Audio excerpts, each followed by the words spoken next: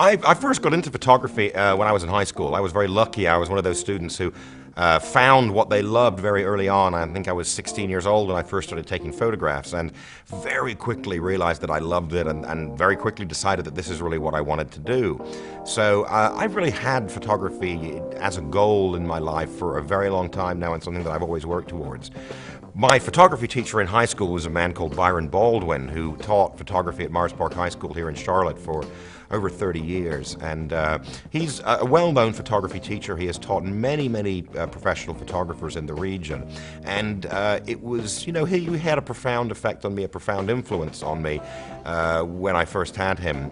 He was the one who first taught me to use a camera, first taught me to understand how to look through the lens and see the world in a clear way. He taught me the basics of composition, and he taught me how to talk about photography and how to start to understand photography. And you know, gave me an excellent basis on which I could then build as I moved into college and into my career as a photographer. Well, I taught for 30 years at Morris Park High School. That was my primary job, and then part-time at just about everywhere else, every college and university in the area for the most part.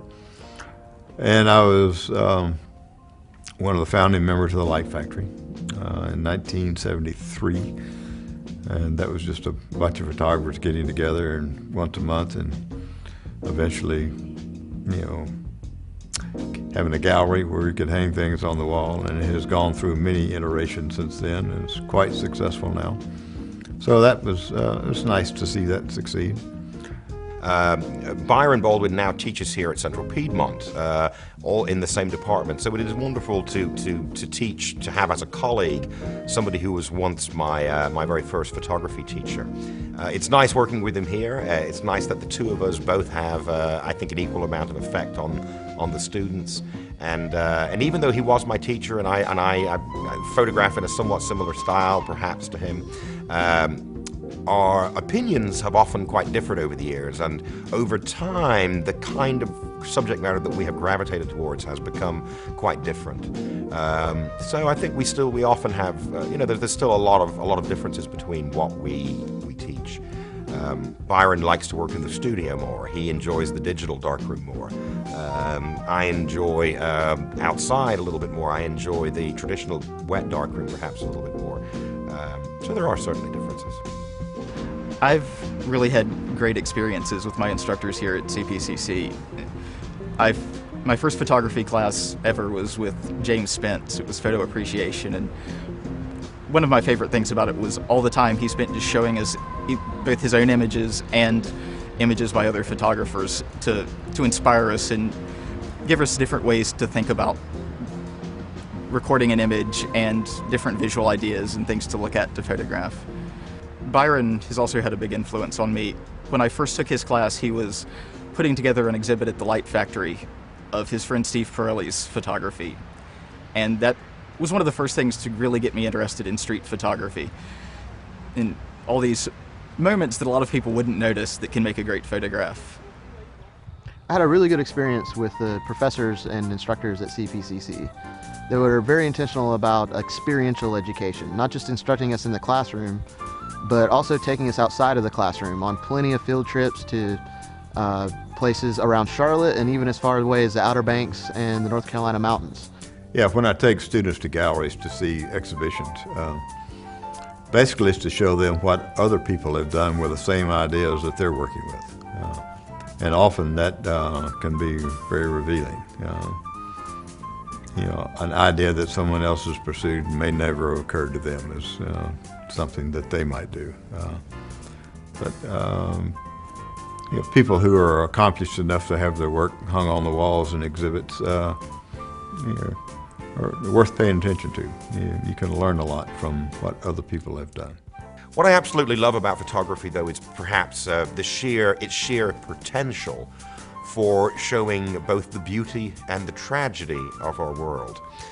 Great photographs don't necessarily have to be beautiful objects. We sometimes think of that, but sometimes there can be ugly, tragic things that can be imaged that could also be powerful and profound images, and images that have great artistic value. So I love that dichotomy between beauty and tragedy, or ugliness and beauty, if you will. That can be equally powerful in imagery.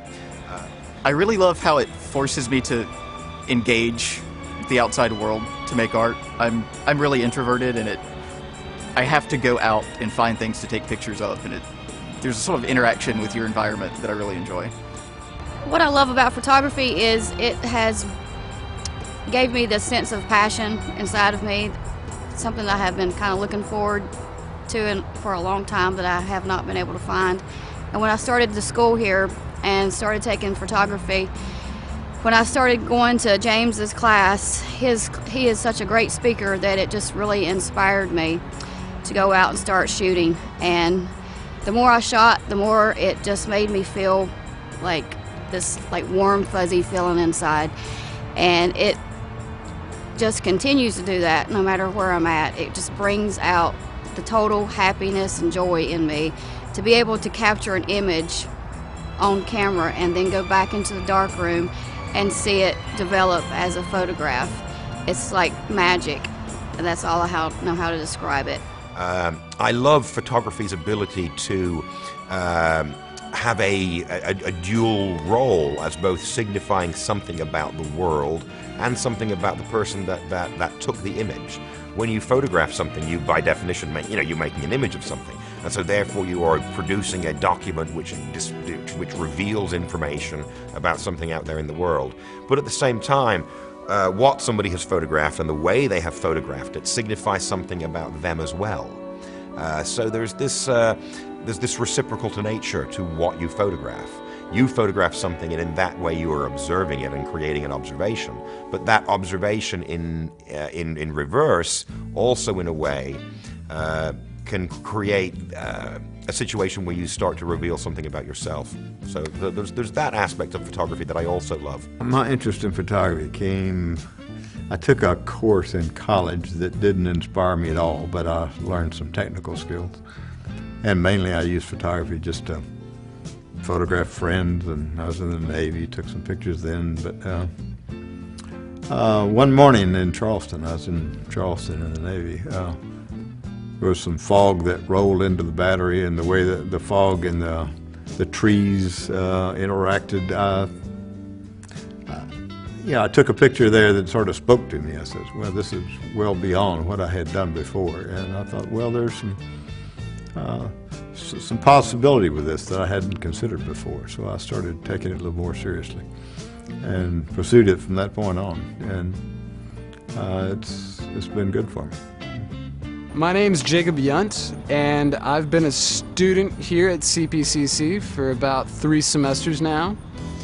And I've been studying photography all 3 of these semesters, and I love to take photographs. When I first got into photography, I was 14 years old.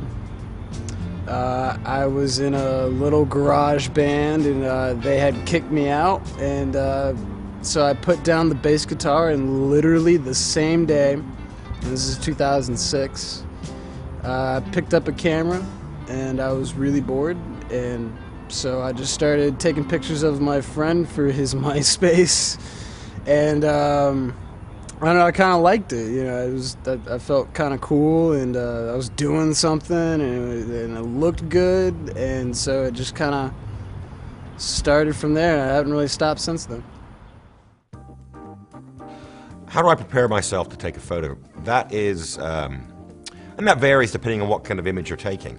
I mean, photography is such a big subject. I mean, you know, you can take a picture of anything that exists with a camera.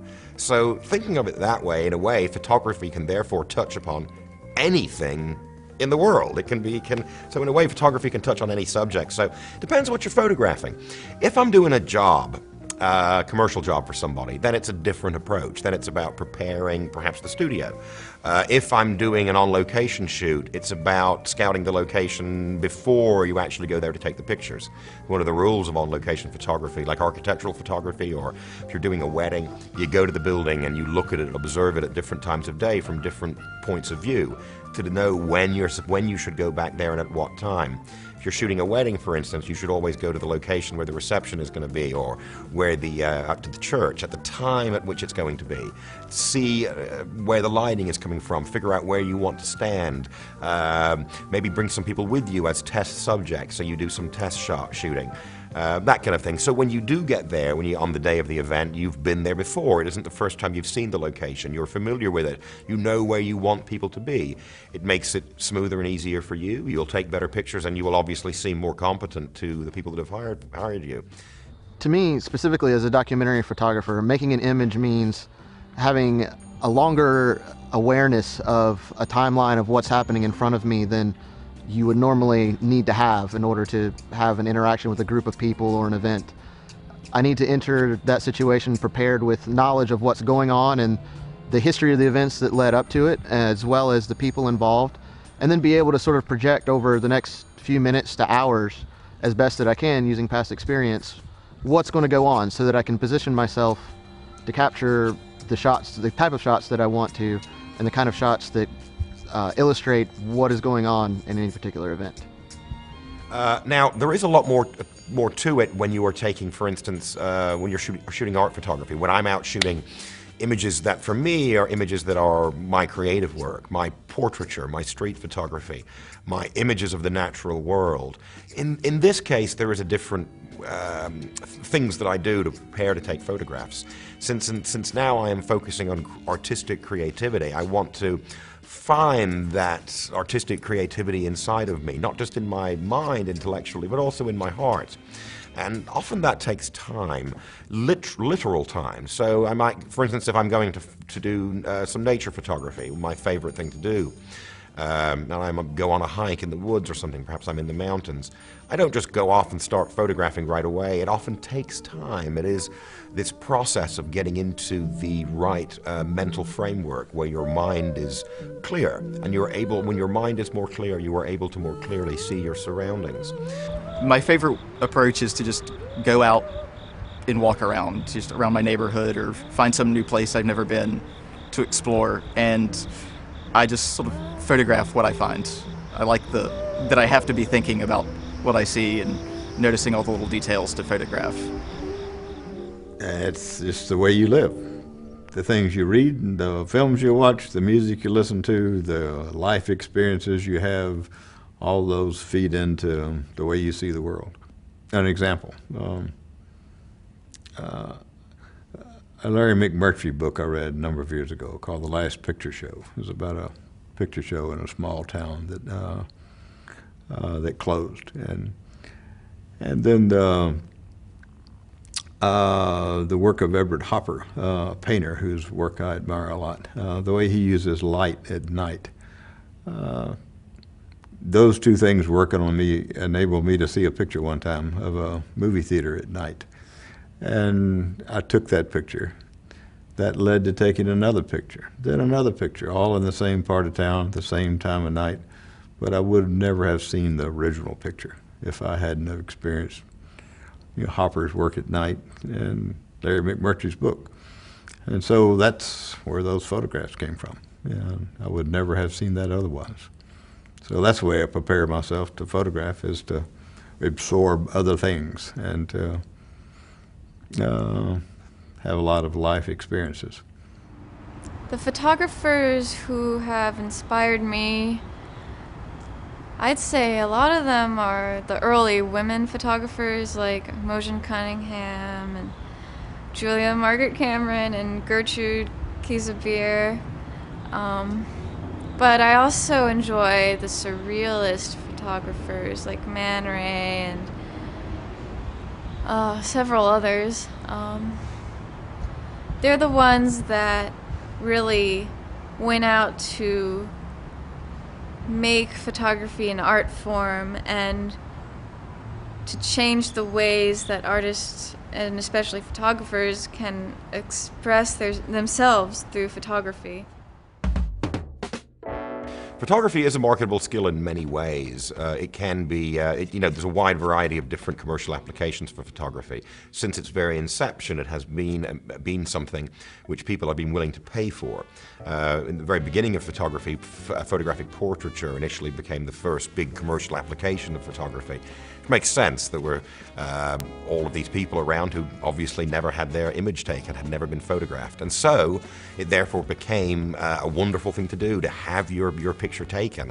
It became a way for people of the time, of the 1830s and 40s, when photography was new, for taking part in this new modern world that was emerging, to take part in this emerging modernity.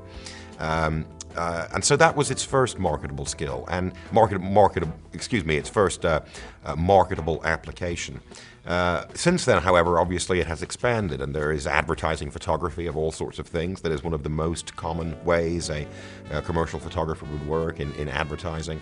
There's also, obviously, a wide variety of other things, construction, real estate, so forth, doing annual reports for companies. There is on-location photography. Associated with portraiture, we obviously have fashion photography, news photography, journalism, documentary photography. These are all other fields. There is also, of course, more very specific and largely technical photographic fields like scientific and medical photography. There is investigative photography that used with police departments and so forth. So there are a wide variety of ways in which photography is marketable. There is also obviously art photography, and in some respects artists can have marketable skills and can indeed sell their work. But often I think the best commercial photographers are also great artists with the camera, and they bring that artistry into the kinds of imagery that they make. Well, this is very much a visual society. We communicate with each other visually probably more than we do any other way. And if you have those visual skills that you can, you can make a photograph that communicates, that makes you more marketable. Ultimately, though, the marketability of any photographer is dependent upon the person and the individual, not as much as the quality of your images as you might think. Successful commercial photographers are people who are also successful business people, understand how to run a business, how to meet deadlines, how to find and keep clients, and some people are better at that than others. The marketable success of a commercial photographer is I think, equally divided between your skill in business and your skill as a photographer. Hi, I'm Nathaniel Pierce. I'm a local fashion photographer in Charlotte, North Carolina, and I started at CPCC in their photo program. Lately I've been doing a lot of standard fashion shoots, usually for clients that are just starting up, or models that are wanting to get into the modeling industry, so I help them out with their starter portfolio. So it's usually nothing too drastic with those photo shoots. But then I will occasionally get a client that wants something over the top, which is always my favorite. So we usually go through a few fashion magazines. I'll have them write up their concepts, I write up mine. We'll usually meet up for coffee, match the two concepts together, and create something extremely awesome.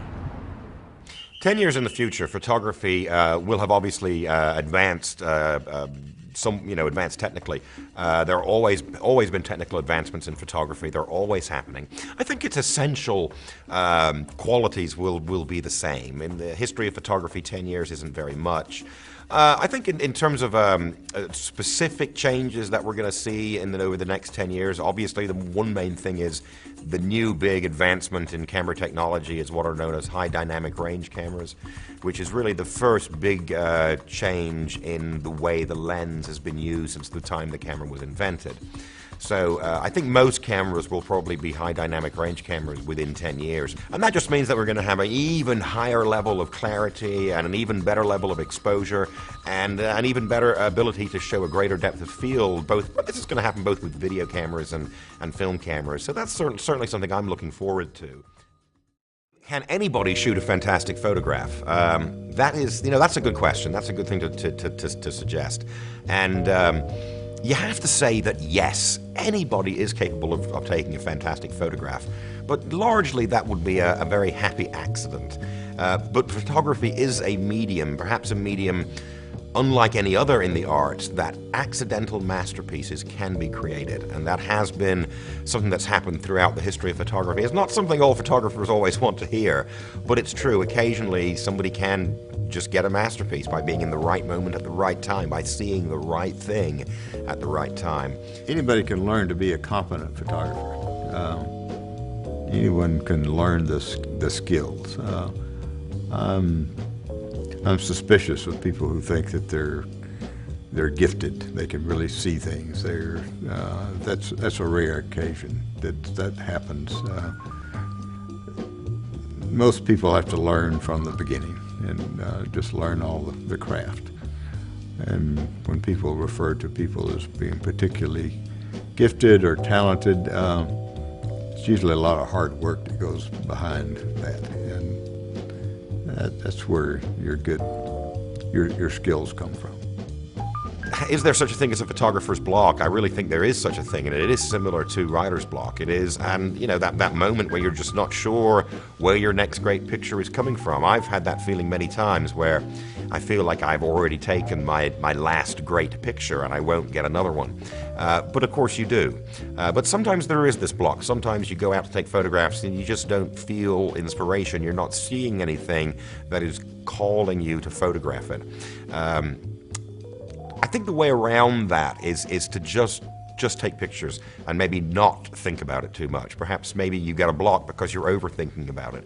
You're overthinking it. You're thinking too hard about what it is you want to photograph. In those situations, I just take photographs without thinking. I try to empty my mind and snap away. And then over time, it starts to make sense to you, and maybe you start to get through it. See, I get photographer's block a lot. Kind of in the middle of one right now, and pretty much every time it happens to me, I approach it differently each time because I'm a little bit different when it happens. But I'll usually try to dive into other photography books, look at what all the other great photographers did, what kind of work they did. I'll go out and just try to shoot anyway and just keep pushing film or just keep taking exposures on my digital camera, and just eventually something good will come out of that. And it may not be during the time I have photographer's block, but I'll look at that material at a later date and actually deem it good quality work, and that's basically how I deal with photographer's block. Have former students returned with their success stories? Yes, they have, many times, and it's always been a wonderful pleasure to hear from them when that has happened. Often they've simply come back by to show me images they've taken or what they're doing, or they've called me or emailed me or written me. But yeah, I've heard from many of them over the years, and there are some that I still keep in contact with. So there are many students that have had success stories, jobs they've gotten, awards they've won, contests they've entered, those kind of things. So yeah, I do hear from plenty of students, and it's always satisfying to know what they've been up to. Yeah, quite a few former students have done well in photography. They're all over the place. A couple of Pulitzer Prizes, covers of major magazines, and fine art photographers, photojournalists, picture editors. A number of them are picture editors now. Some have gone into motion pictures. One is a very successful director of photography in Los Angeles. Yeah, quite a few have stayed with it, and that's gratifying. Yeah. In the past year or so, I've worked on a number of different projects. I've been documenting a gentleman that's running for mayor in Mooresville, North Carolina, as well as shooting for the Mayor Fox re-election campaign on a volunteer basis. He's the current mayor of Charlotte, North Carolina. And on top of that, I've been doing behind-the-scenes photography for the TED Talks conference that recently happened here in Charlotte. And in amongst all of that, I've been covering the Occupy Charlotte protest as the Occupy movement has begun to spread across the country. I want to make sure that this historical event for the city is well documented and captured. Yes, I am currently in the class. It's called Gallery Apprenticeship class, which is basically the class puts together a gallery for the students here at CPCC. We hang and exhibit and install the photographs, and we also handpick who we want to be in the show. And this year, the students of the class have decided to choose me, Kelly Elliott, and Jacob Yount, and we're going to be hanging our stuff on the 19th of October, and we will be having a reception on the 20th of October. But our exhibit is going to portray some of the things that we have learned in digital and in black and white class, and a lot of it is going to be black and white with just a handful of digital prints. And it's going to be on poetry and landscapes as well. Now, what I'm currently working on now is it's an exhibition with a fellow photography student named Kelly Elliott, and it's called Homme Femme, and the CP library is helping us put it, showcase this work, and it's up at the Balance Art Gallery. And it'll be on for about 6 weeks, and it's probably the most fun I've had in putting on a show ever. So I'm pretty much just grateful for what CPCC has done for me in terms of my photography and teaching me what I need to know and exposing me to things that I've never seen before and allowing me to showcase all of my work and giving me sort of a platform to stand on and giving me sort of a springboard into where I go from here. And that's my story.